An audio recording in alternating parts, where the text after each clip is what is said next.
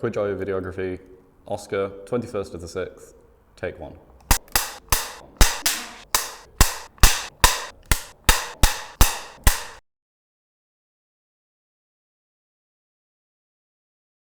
What are your name and pronouns?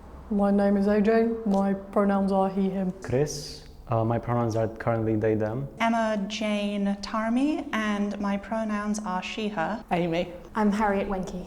Max, my pronouns are he, him. Ree, she, her. Kieran Leonard, my pronouns are he, him. Sage and she, they. Oscar, and my pronouns are he, him. Megan, and my pronouns are she, her. How long have you been out? 7 years now as some sort of gay. Definitely like 5 years was like the moment where I was like, to my school, yeah, I prefer like, that's what you call me. I've been out for about 2 years and a couple months. Well, I've been out, I suppose, for the last 4 years, to some degree or another. Since I was about 17, so 5 and a bit years, nearly 6 years. Between 3 years and not yet out, depending on who you ask. But yeah, I first came out to a person about, I want to say 4 years ago. I have been out for 7 years, since I was 13. 6 years? 5, 6 years? 9, 8 years. To pretty much everyone, it's been about a year and a half, 2 years. Privately since around February 2021, publicly since March 2021, so give or take about 2.5 years at this point. I have been out about 7 years. Who was the first person you told? Probably my friend Anya, on the phone. I think my ex. A close friend and technically an ex, but we're still close friends, Char, and yeah, they were really great about it. First ever person I told was a friend who wasn't in my high school but was the same age as me. That would have been my best friend at the time. First person I felt safe telling. Probably my best friend at the time, who I thought, of course, was, you know, the straightest of straight men. I'm sure she'd love to hear that now. First person I told was my then girlfriend. I told a friend of mine at the time. I was texting on my purple flip phone, and he sent me a message going, I think I'm trans, to which I replied with, cool, I think I'm pan. A boy in my home ec class who was the only out queer person at my school. Someone who I was chatting to a lot of the time, and when I did tell them, yeah, I think I'm a trans man, they just said, I mean, it wasn't exactly news for them because I've been coming to this realization speaking to them for a while. I think I was walking home from school with my new friends and they were like, Rhea, you're straight, right? And I was like, no, oh my God. What in the community makes you happy? I really love how the community sort of has this unwavering support and solidarity between people, and how the community really comes together and fights for each other.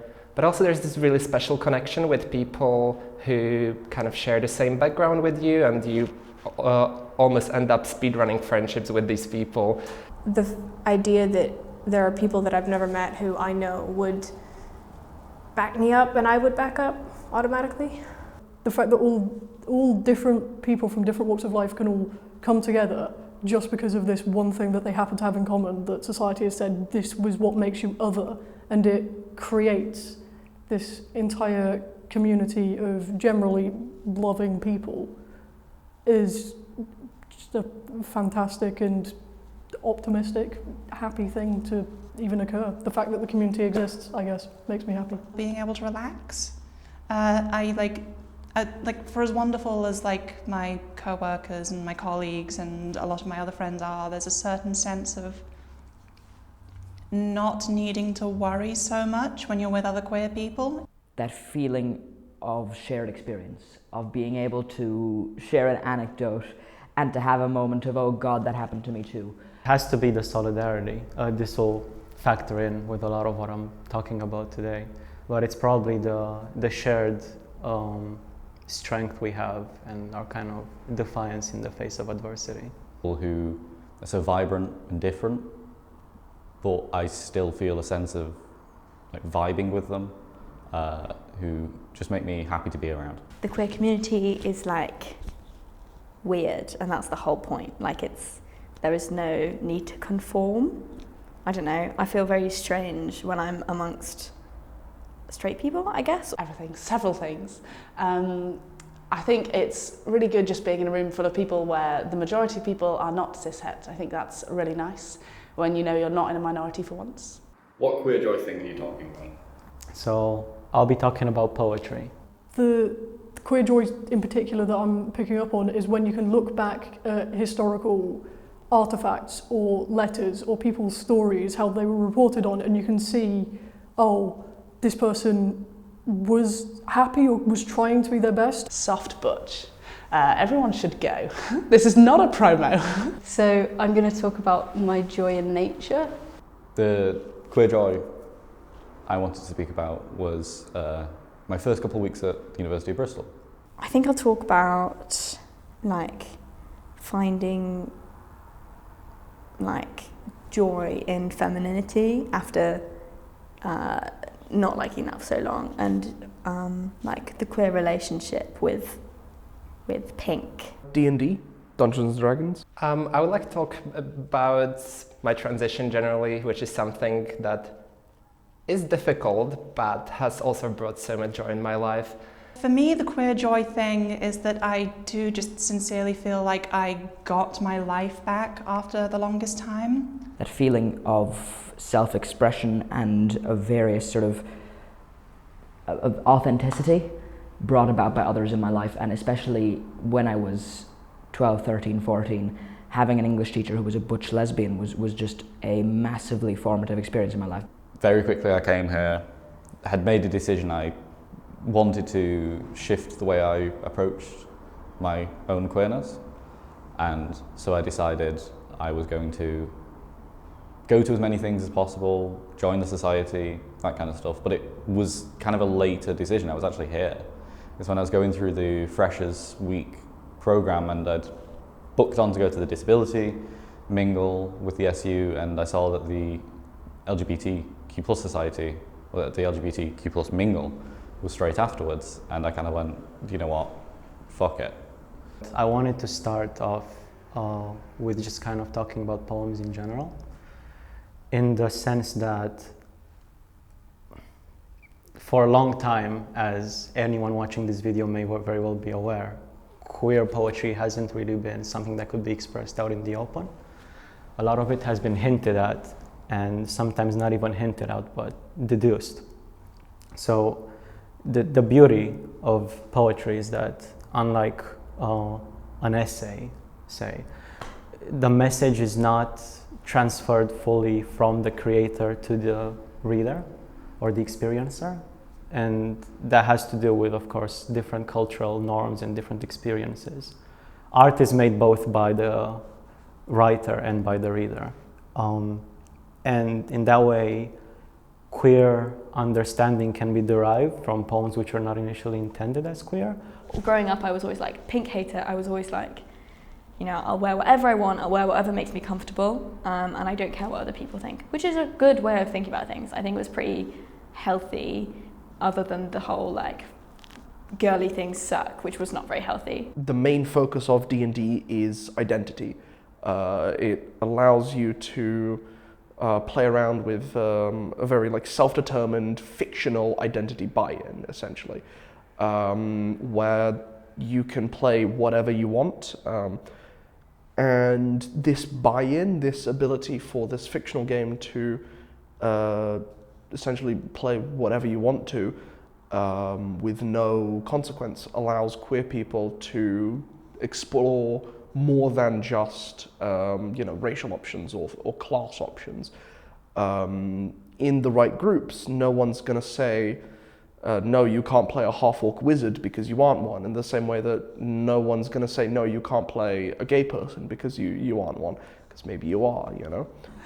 But Soft Butch is an event in Bristol that started this year, and it is at the Jam Jar near Lost Horizon. And it's a queer night for butch people and transmasc people and non-binary people. And it happens monthly now, except not over summer, which is very sad. So I think the next one's in September. But Soft Butch is very exciting because For once, you are in a majority of everyone in the room is butch or dyke or lesbian or non-binary or transmasculine, and that's really, really cool. I've got a book in my hand, which is E.M. Forster's Morris. It was published posthumously after he died, because despite finishing it in the 1920s, it was then published in about 1976. Forster did not want it published while he was alive. I don't think he wanted it published at all, because this is Forster's gay work, his like magnum opus of gayness, which is not quite autobiographical, but can be argued that it is. And specifically the queer joy bit that I'm thinking about is the dedication to every printed edition of Morris, which Forster wrote, dedicated to a happier year. Because while now I've come into an identity as a bisexual trans man, I think in my self-perception and in my understanding of myself, there's always been a lot of overlap, and there always will be a lot of overlap between my experiences and those of other queer people around me. I don't think that there is one limiting sort of transmasculine experience versus a lesbian experience versus even sort of the experience of several of my trans feminine peers still relate to mine in some ways, because I think that's how I perceive queerness, is a forming of communities. So prior to coming out, I had this horrific discomfort with my body and the way that I lived. And as one tends to do, you kind of double down on the one you've already got. So I body built for like 4 or 5 months, got all huge and grew the beard and all that other stuff. And I just remember being really miserable with it. And that did also lead to a suicide attempt in February 2021. And then since then, it's kind of been the total opposite. Like, yeah, everything's dramatically different. The way I live, the way I am, the way people perceive me, and that, yeah, affects everything else.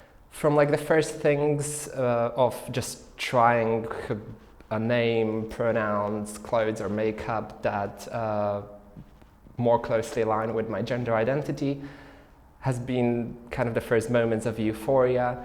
Then kind of progressing to coming out to people, and the people that actually accepted me have really brought me quite a lot of happiness. And then big step was coming to university, where I sort of had a social transition, name, pronouns changed and all of that.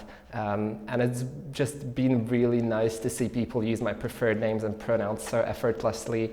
Sonnet 116 is quite a known sonnet from Shakespeare, Let me not to the marriage of true minds. It's a poem that, at least at first glance, talks strictly about true love, but it talks about true love in a very interesting way. Most of the poem is spent negatively defining what love isn't. It talks about how love doesn't alter when it alteration finds, right? It's a love that doesn't shake and is not affected by its circumstances. In other words, it's an eternal kind of love, right? And what is most interesting about this poem is that most of it is defined negatively. It's against the alternative to love being eternal. Towards the end, it says that love is not time's fall. It's although the lovers themselves may be aged and taken by time, love itself lasts forever. And the poem ends with quite the famous line of, "If this be error and upon me proved, I never writ, nor no man ever loved." I felt like other people didn't have that kind of girly thing set up. People weren't afraid to be girly, which maybe I always admired, but I always felt a bit scared of, you know? Do you know, being afraid of like the really popular girls in school, being like, how do you do it? Like, how are you okay with who you are? Turns out they're not. No one is, and that's all right. And growing up, you do learn that. And it was a kind of journey. And I liked it because it's earlier on in the evening. It's like 7 till 11, so it's a nice early night, but there's dancing and DJs at a nice time, so you can go home and get to bed at midnight, which is really nice. And the person who runs it makes it really clear that it's a space for everyone to be however they want to be, do whatever they want to do, like take your top off if you want, which is exciting. And even when I was in the room at the disability mingle, I was considering, maybe I've been offered to go and go down to like meet some people down at like a pub or something, I can't really remember. And then in the disability mingle, the amount of queer people who stayed around for the next 20-30 minutes in between them, I decided, you know, I kind of just got to chatting with them, and I decided, you know what, I'll stay here. I'll actually engage in this mingle. And then a good 200, 150 people turned up to the mingle. We had to keep on moving rooms, and it was just kind of this moment of, oh. Just because when I go out into nature, like nothing really cares. It's just like the birds don't care about. Maybe they care about a little bit my presence, but in general they probably don't care that I'm there. It's like, because I do performing arts, and the way that I sing, the way that I dance, everything is different. It really feels like it's my voice. It really feels like they're seeing the correct person. You know, you used to kind of cringe and like hide yourself away when people said your name, but these days it genuinely feels like they're referring to you in this like intangible way that you can't really explain to someone who hasn't had to troubleshoot it, as it were. And generally feel supported by everyone, included as a girl and kind of in female spaces and people I've interacted with. And more recently, I've started hormone replacement therapy, which has been a big source of happiness for me, both because it's kind of like I'm finally on the right path in terms of the medical side of things and kind of going towards aligning my body with my gender identity, but also it just kind of helped me feel more present and kind of in touch with my body. It works off the assumption that your gender and your sexuality don't define the rules on how you can or should act, which can't really be said for our reality. There are a lot of rules surrounding how you should act, how you should be, how you should present, depending on your gender and your sexuality. D&D, on the other hand, encourages playing around with these different identities.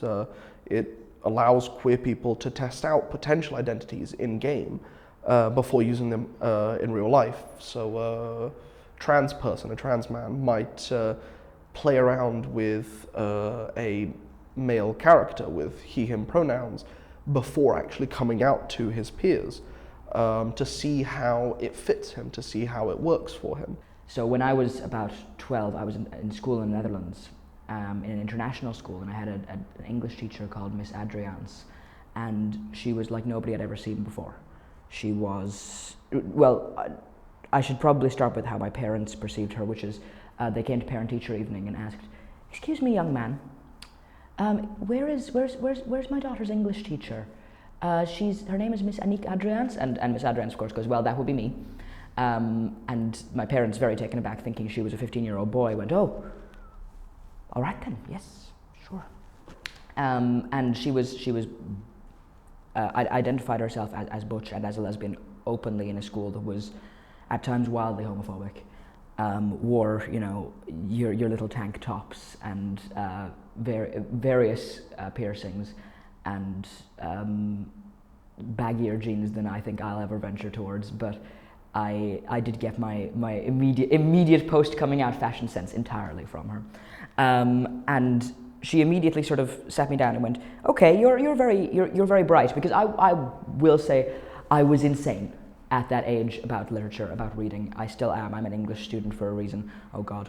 And she sat me down and she went, "Okay, look, to make sure that you don't act out in class, because I know you will otherwise, we're going to give you a reading list, right? And if I wave my hand like so, you can go off and read." So I would read in the corner various books that she would give me, and as the years progressed, these books also progressed. I remember when I was 13 years old, she gave me Alison Bechdel, Fun Home, which is a graphic novel memoir by Bechdel, to read, which is about being a lesbian and coming to terms with that in a what I can only describe as an oppressive childhood to some degree, not necessarily on purely a sort of queer theory level, but an oppressive childhood in terms of self-perception being stymied in every direction. And she gave me this book, and I read it all in one sitting, and I came up to her and I went, "Miss Adriaans, but I'm not a lesbian." And she goes, "Mm-hmm." And every time I read that, before I start the book, after I finish the book, just thinking of this man, this queer man living in the early 20th century, writing a book that was raw and heartfelt and was at the time basically only shared with other queer men and writers that he knew, dedicating it to a happier year, hoping that at some point in the future there would be a way for like the two protagonists to live openly and happily. And it is, when you kind of put it into perspective, looking at this book 100 years on, it can then be argued it is a happier year. The poem itself can be taken at face value and extended to queer love, where love is eternal and queer love is part of eternity. And if queer love is not truly love, if the writer is wrong about this, then no love has ever been love, and thus straight love itself is invalidated. But it could also be taken in another way, in a more antagonistic way to the writer, where the eternal, unchanging love can be seen as a clinging to a unique way of loving, a specific, culturally contingent, but taken as an objective method of loving someone, right? In other ways, traditional straight love. And thus it actually asserts that the anxiety of the narrator, poet, writer, right, is justified because he is wrong. Love is not actually love because the love he describes is one that never changes. It's a static, dead kind. And true love is always shifting. It's diversity. And no man ever loved in the sense of the writer, but everyone has loved in the queer sense. Game designer Sharang Biswas, a guy I've been looking into for a little bit, he said in an interview in 2019 that the ability to play without rules is his definition of playfulness. And in that sense, I think that queerness is quite inherently playful. The whole point of queerness is that you play with the boundaries and binaries that exist in our society, that are otherwise very rigidly set. Because of this, the complete absence of hard, immutable rules in D&D allows for queer people to be playful without consequence, where in reality that playfulness very often does come with consequences outside of D&D. What I really like about Soft Butch is that I felt like I could be as masculine as I wanted to be in that space. You know, still being, you know, a teenager and still, you know, wearing whatever I want. It was really bad. I wore the worst things, you know, because it was fun. You know, you'd wear trousers that barely fit in a jumper covered in cat hair. I didn't even have a cat. And it would be like, yeah, it'd be fine because no one cared. And then suddenly coming into sixth form and being like, right, this is my new start. I'm out. I'm like queer. I'm a queer woman, and being okay with that, feeling comfortable with that, and like being like, oh, I can wear things that are nice and make me feel pretty, and that's not a bad thing. And it took me ages to realise that it's not a bad thing to be girly. Like, there's nothing wrong, you know, it's all that internalized misogyny. We're taught from so early young that it's like, you know, bad to be girly. And now I'm, you know, it's taken me ages, and now I'm like, wow, you know, it's cool to like girls. It's cool to like girly things. Pink slaps. And 6 weeks later, I came up to her and I said, Miss Adrians, I've realised something. And she said, yeah, good, great. I realised then, oh, okay, well, this was a journey of self-discovery. There was very much someone taking pity on me as someone who had done all the allyship prior to this. And it was this moment of, oh, okay, someone is in my corner, someone has got my back. And I remember sitting with her actually and showing her this one panel from this book that just sort of shook me to my core, and I still remember it. And it's on a page 117, I believe, of the standard paperback edition of Fun Home. And it says, I'm paraphrasing here to the best of my ability, I had never seen a woman who cut her hair short and wore men's clothes, like a traveller in a far-off land, seeing someone from home, is the descriptor. And it describes perfectly how I felt seeing this sort of guiding figure in my life, this English teacher, in the back of whose classroom I would sit and read various queer literature that was probably way above my age grade. And I would go, oh, here is an identity in which I can feel less disjointed, in which I can feel perceived in a way that makes me comfortable, in which I can find community and connection. And for the next year or two, I identified solely and very strongly with butchness and with that sense of queer masculinity that brings about. It's also the physical changes, which have been kind of quicker than I expected, and it's really cool to see your body move towards what you would like it to be. And that has brought me quite a lot of self-confidence. I finally can feel like, sometimes I can feel like I'm good looking or could be attractive, which is something I've never felt in my life generally. And that self-confidence kind of helps me also just generally feel better. The books for D&D have plenty of rules, but the first rule, the rule 0 of D&D, is that you can just ignore any rule you want. You can play with however many rules you want, however many few rules you want. You can do whatever you want in it, essentially. I think also the beauty of D&D is beyond the queerness inherent in it. It also attracts a lot of queer people because of its ability to act as an escapist fantasy. Like, yes, there's the disabled connection with the original people in the room, but they're meeting, I have no idea how many people just within such quick succession.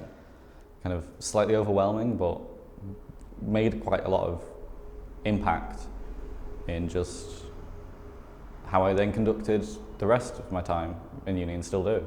Like, I went to the white t-shirt ball, met people who I'd met at the mingle, and just enjoyed that time. Even the name queerness, right? It is defined in rebellion, in springing up as an opposer, not out of personal want, but out of necessity, because we have been painted as invalid for so long. So I wanted to kind of bounce off of Shakespeare and now move on to contemporary writers, right? So to kind of wrap up before I talk about queer poetry proper, I feel like a poem such as Bone Dog by Eva H.D. is particularly important. Eva H.D. being a contemporary poet living in Brooklyn right now, I believe. And the poem is about coming home different, or rather, it's both about returning home as a different person and returning to a different home. How the passage of time changes, alters. You can see Shakespeare's time echoed throughout this, right? But it's quite interesting from a queer lens where you come home different because home was a strict set of regulations and traditions that you always followed, sometimes unquestioningly and sometimes punished for disobeying. And you coming home, in her own words, it's just awful, right? It's returning to the terrible malaise of a time that is long gone, that maybe never existed, because now, with your newfound identity, now being closer to who you truly are, you see it for what it is, you come back with X-ray vision, and you see through the traditions and the imposed structure that no longer has any hold on you, and it's all bone. It's a really rough poem. Initially, I wanted to read all of it out, and I realized it might drag on quite a bit, and it might not be appropriate at parts. But I find it quite important because Eva H.D. also didn't write this with a queer perspective in mind, but you can clearly see how it connects, right? How poetry kind of reaches across these norms in these cultures, and a poet feeling the right things can instill them in people living different lives. And this is joyful in and of itself. But I wanted to stress the importance of the bittersweetness here. It might sound bleak at first, returning to a dead home where time has left it obsolete, or your newfound self has left it obsolete. but you only come back to a worse home because you have a better life. You only return with melancholy because you have a better frame of reference from which to view things. And a lot of queer joy is derived out of this overcoming. It's bittersweet because we're forced to live bittersweet lives, but I think there's a very honest, fundamental joy to be derived from this. In D&D, you can solve the big problems that you face in real life. You can defeat the oppressive tyrant. You can tell the homophobe to fuck off. You can do these things that in reality you wouldn't be able to without considerable consequence, or just wouldn't be able to, period. Like, you know, killing an oil baron, for example. In D&D, it allows you to solve these big problems that create a lot of anxiety and create a lot of rigidity in reality. And it can be extremely cathartic for people, especially queer people, who have to face these big problems on often a daily basis. I felt like I could be as masculine as I wanted to be, and it felt like a space where I didn't have to be at all palatable. Like, I could be however masculine and however dykey I wanted to be, which was really nice and really refreshing. And they had a beer called Duvet Vu, which is not exclusively available at Soft Butch, but I really enjoy the name Duvet Vu because it sounds like voulez-vous. It's like French, but with duvet. They definitely don't care about my name. The trees don't care about my name either. Like, no, yeah, when you're in nature, no one really cares. And it's just nice because that I'm the only person, when I'm in nature, I'm the person who's dressing for myself. Like, I'm the person who has this name for myself. Yeah. And now, as a trans man, to some degree, I used to consider myself as having moved beyond that. But I think now, as I come into my identity, as I come into 3 months on testosterone, I recognize the profound joy that I have found in that butch identity, in that identity of a masculinity that is free of the sort of the sheer terror of being what I saw as the oppressor, but also which is transformative, which relies around a system of chivalry that is a true and sort of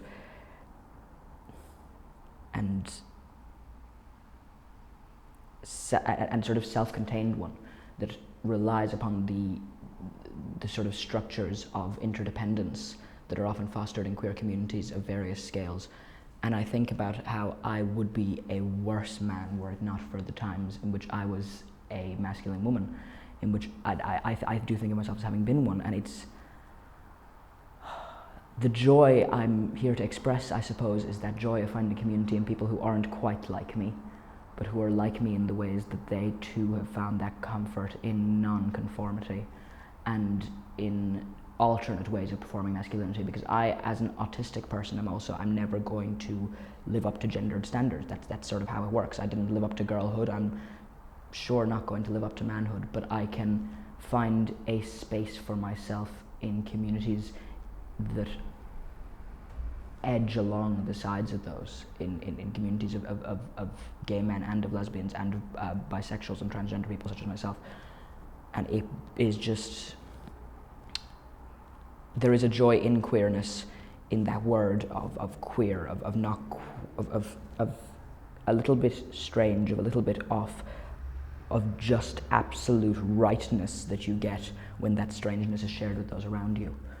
Yeah, like I remember just all these firsts that happened when I was 22, 23, like having like, you know, a solo in a show where I was, you know, fully presenting as a woman and using my new voice, and in particular my new singing voice. I remember getting back into dating and just having it be fundamentally very different. I remember the feeling of my then girlfriend's hands on my breasts for the first time, and it was just really magical, like just not only for the sheer novelty, but also just because of how dramatically your interactions with every aspect of life, you know, from the ones that you do very publicly to the ones that are very private, very intimate, all change. And yeah, really do all seem to get better. So yeah, I guess the joy is getting your life back and being able to live, fundamentally. And then from that, kind of seeing the posts from the society, I ended up applying to be the comms officer. I didn't kind of think I'd get it. I kind of did it as like a oh, they need a comms officer, you know, someone else is going to apply, but, you know, like, and I got it, and then kind of came into the society, into the committee, and very quickly found like a group of people I'm very comfortable with, and since then it's kind of just been the same. Going through each committee, going into the committee next year, knowing so many people, having just that solid core of people, along with then the people the society has helped me meet at events, you know, fundamentally changed my life in many ways and made my life much happier. And even though kind of in the last few months since I've started, there's been a lot of stressful things in my life, they also have been kind of some of the nicest months in my life because of this. And even with simple joys of everyday life, I kind of can experience them more and can experience my emotions more deeply, and even started to be able to cry, which I haven't really been able to before, which is a surprising source of joy, but it actually, I can find joy in crying because of that. And it's just really nice to kind of have this higher emotional range and being able to appreciate everyday life more. This is an ode to like liking girly things and being okay with that. And now I feel like now I've come to like settle on that and like move on and be like, okay, I'm now okay with my femininity. I love pink. What else do I love? And I love, you know, red, and I love dresses, and I'm starting to love big sun hats. And it's those little things about like self-expression, identity that are important to me. This is very me focused, you know. There's other queer joy things that make me happy, like lots of other queer people. I love them, you know. I don't think I'd be the same without the people around me. Who would? Yeah, it's nice to, I feel like it's a very loving community, which is, you know, lucky. And no one judges me for being the way I am. Maybe I get judged my course, like, oh my god, her hair's so straight or something, or like, she's not wearing makeup or something. No one gives a shit, you know, who cares? In the queer community. And also people are moving away from labels, which I like, you know. I could just talk forever, can I? Moving away from labels is cool. People like, I used to be obsessed with trying to find the right label and like knowing exactly what kind of like homo-romantic, asexual, like ROAs, like blah, blah, blah. And they're all such important labels and I love them. But it's nice to be like not worried about it anymore and being like, there might not be a word that fits, and maybe there is a word that fits, but also if I find that or not, it doesn't matter, which is nice. So yeah, it's okay, just happy where I am.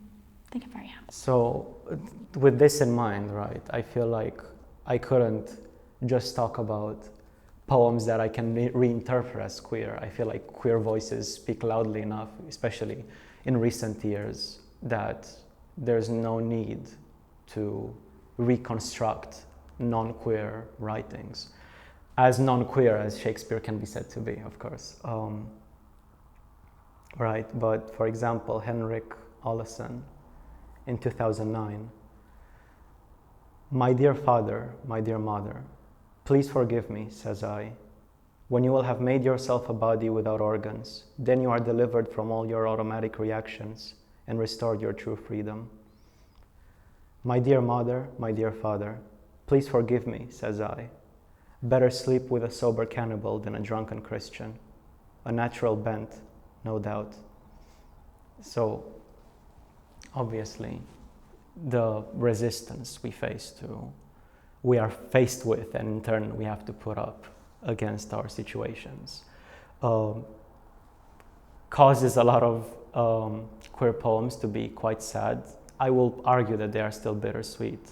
The joy is in the resistance. And it's a joy that I've said before feels less disingenuous. We are joyful because we've experienced hardship. And in our fighting back, we can form solidarity among ourselves. There's a tendency within queer poetry specifically, at least the one I've encountered, to kind of dismiss joy and hope and find meaning only in opposition. Kate Hardy, in her poem called Manifesto, says that hope works best as a lie or a calming device. They call it future, they say it's useful to us, and everything is not okay. And it's easy to feel like this. It's easy to give in to the bleakness when the world is bleak, when it always has been, right? I'm taken back when I read passages like that to older poets like Emily Dickinson, where hope is the thing with feathers that perches in the soul and sings the tune without the words and never stops at all. It's not sustainable, and it's even more disingenuous to abandon hope. I think the reason why we still push back and we still fight is very much because we still find this hope. And because this hope has given us power to change ourselves and begin changing the world one step at a time. In We Who Feel Differently, a manifesto, Carlos Mota ends it actually with value critical difference instead of false equality, echoing what I was talking about with Shakespeare's poem earlier. And it's quite interesting because this poem spells out, it's a longer poem, and it has a few words bolded out, which when taken together simply say, build queer politics for the celebration of emotional and sexual difference. Very much a manifesto. And this is where the joy is found, again, in the bittersweetness, in building the better world from the worse one, in living a less wrong life by becoming more ourselves. When I've led many a GSA in my time at various schools, when you see a bunch of young people gathering around and going, okay, finally here's a point of self-reflection that I can bounce off of these other people who are sort of like me and sort of not. And of course I won't pretend that there wasn't astronomical amounts of drama in every one of those communities to a degree that I don't think can be replicated in any lab. But I can also just not express how important it is to have that jumping off point of safety, of a separation that feels right. A separation from femininity that I initially found in butchness, a separation from gender roles outside of the self-constructed, because butch is to me a role, a gender role, in a way that it's not necessarily one I have to play, it's not one I always have to perform, and it's one that I sometimes find comfort in even as someone who has assumed the role of man. And it's difficult to explain, and I do find the contradictory labels such as these are often terrifying to me, because I don't want to tread on anyone's toes and say, well, actually men and lesbians are the same thing. They're not. But there is always a queer space, there is always a grey space, there is always a thin and liminal space that I have found myself so delighted to occupy.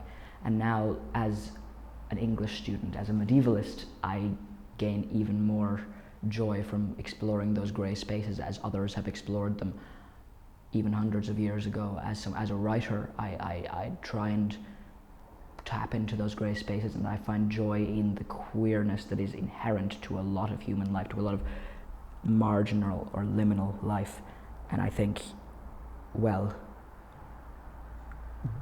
I do not understand many of those people. Many of these people do not understand me, but there is some thread that will bind us together, that historically binds people together, that binds together communities that, again, throughout their time have had their disagreements, but that are created through this desire for safety. And there is such joy in that protection, in finding myself in a role of being able to hold fast around what I hold dear. And I am always ecstatically happy when I think about how far I've come to be able to find that here in Bristol, and to be able to find that within the groups that I surround myself with, and to be able to find that in the literature that I study and in the work that I produce. And that's queer joy for me, is joy in the other, and the otherness I found myself in. And it's sweet and emotional and optimistic. It kind of makes me want to be able to go back in time and say there will be a happier year. Being queer isn't all this horrible torment and secrecy and living in denial and having to just hide the very foundations of who you are for fear of legal or physical or emotional like backlash. But the very raw, very simple, dedicated to a happier year, the happier year is possible. As I said, hope is derived from resistance, but resistance requires hope to exist. And I wanted to kind of bring it together in a small letter poem that was quite famously performed in 2008 by Sharon Hayes. It's called Revolutionary Love. I am your worst fear, I am your best enemy. And it was performed at the National Republican Convention, where it's heavily implied that it is addressed to a closeted Republican politician who has lobbied anti-queer laws. But it ends on a quite important note. What a pleasure to feel indignant. This is a beautiful revolution. I demand, my love, 1, the right to be gay anytime, any place. 2, the right to free physiological change and modification of sex upon demand. 3, the right of free dress and adornment. 9, that straight thinking views of things in terms of order and comparison be resisted. A is not before B, B is not after A, 1 is not below 2 and 2 is not below 3. 15, that we stop making promises about the future, which we have no right to make and which prevents us from, or makes us feel guilty about, growing and changing. So much has happened, my love, and we are just at the beginning. We will evolve as we get ourselves together, and we are only at the beginning. We'll be gay until everyone has forgotten, and then we'll be gay again.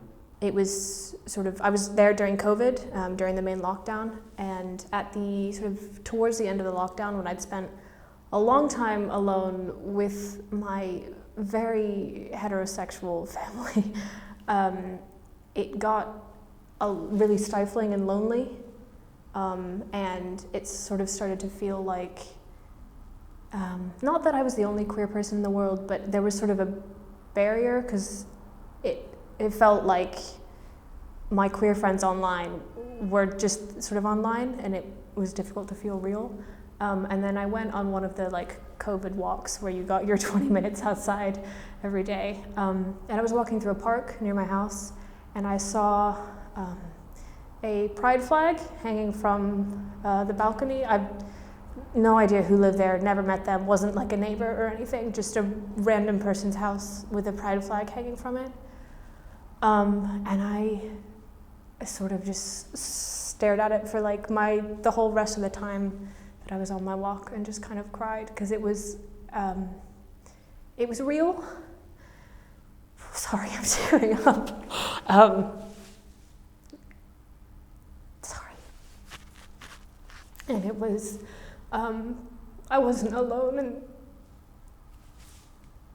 there were really other people out there like me.